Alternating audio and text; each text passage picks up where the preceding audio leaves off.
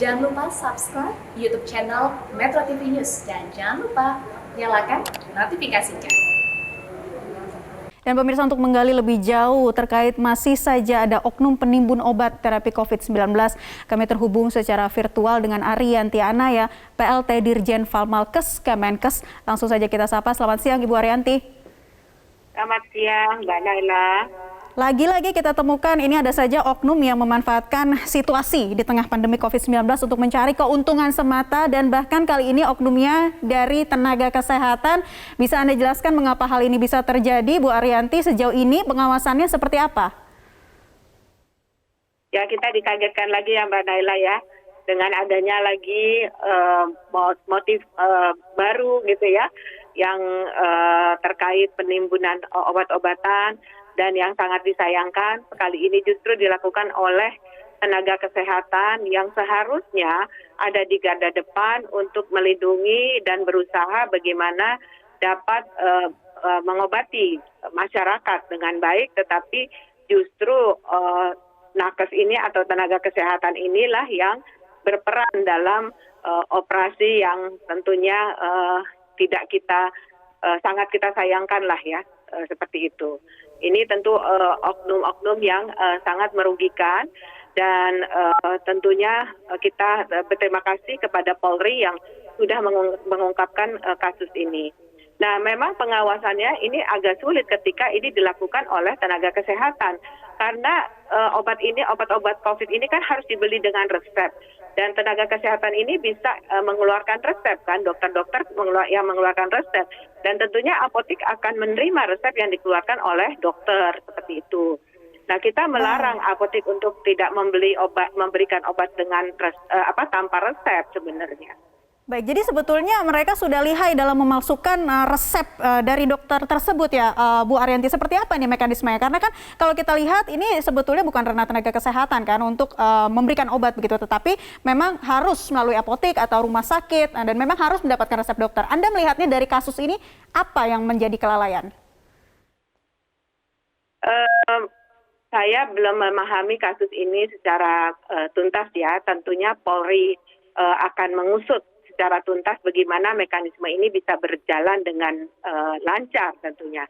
Tetapi adanya resep palsu ini tentu juga perlu dilihat apakah resep palsu ataukah mengambil resep dokter gitu kan. Kalau dokter ini kan kalau praktek ya resepnya ditaruh di situ gitu ya, di meja seperti itu.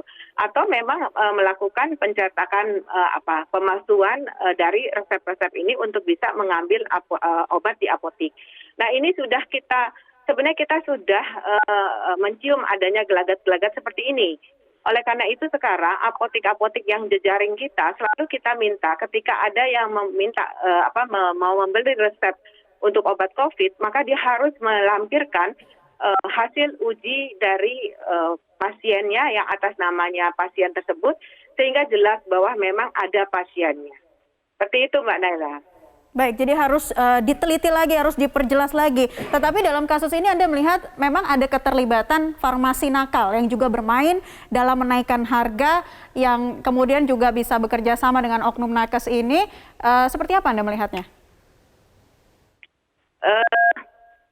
Kalau oknum itu tentu pasti ada ya, oknum-oknum. Tapi saya nggak yakin bahwa itu banyak gitu ya, karena menurut saya kami terus berkoordinasi dengan GP Farmasi, dan mereka sudah berkomitmen untuk bisa mematuhi segala aturan-aturan yang diberikan oleh Kementerian Kesehatan maupun oleh Badan POM.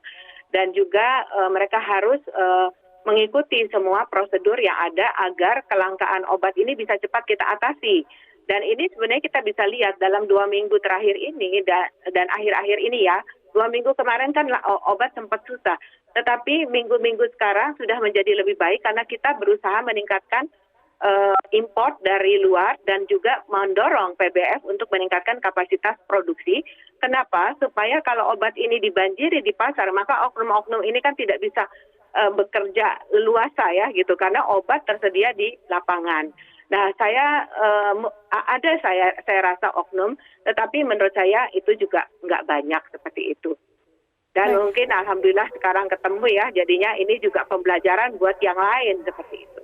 Baik, Bu Ariyanti, bahkan ini menimbun obat dari pasien COVID-19 yang sudah meninggal dunia. Apa yang perlu menjadi pembelajaran dari kasus ini?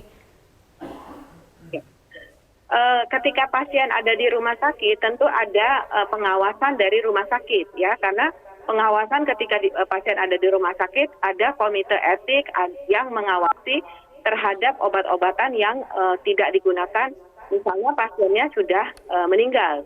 Dan ini harus dipantau, jangan sampai obat-obatan itu harusnya itu obatnya diamankan, ya, tidak boleh hilang seperti itu, ya. Nah, ini juga harus dijaga juga, misalnya obat itu harus diberikan 2 vial, ya, dia harus dimasukkan 2 vial ke pasiennya gitu. Jangan nanti karena ada sesuatu kemudian tidak diberikan sesuai dengan apa yang sudah diberikan resep oleh dokter.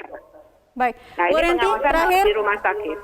Ya, terakhir singkat saja Bu, apa himbauan atau pesan yang ingin Anda sampaikan kepada masyarakat luas agar jangan tertipu oleh oknum yang menimbun obat atau sengaja memanfaatkan situasi darurat di tengah pandemi untuk mencari keuntungan?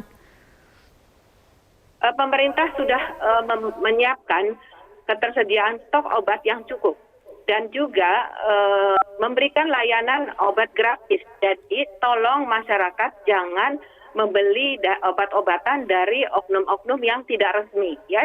Belilah obat-obatan dari apotek yang sudah ada di Pharmaplus, di situ stoknya sudah cukup, dan juga jangan tergiur oleh yang ada di luar yang tentunya ini kalau kita bilang black market gitu, ya, harganya sudah tidak sesuai karena Kementerian Kesehatan sudah mengeluarkan harga eceran tertinggi untuk obat-obatan seperti tadi yang Mbak Nela sampaikan terkait Actemra dan Gamaras dan lain-lain. Baik, Ibu Ariyanti Anaya, PLT Dirjen Pharmalkes Kemenkes, terima kasih sudah bergabung bersama kami di Newsline kali ini.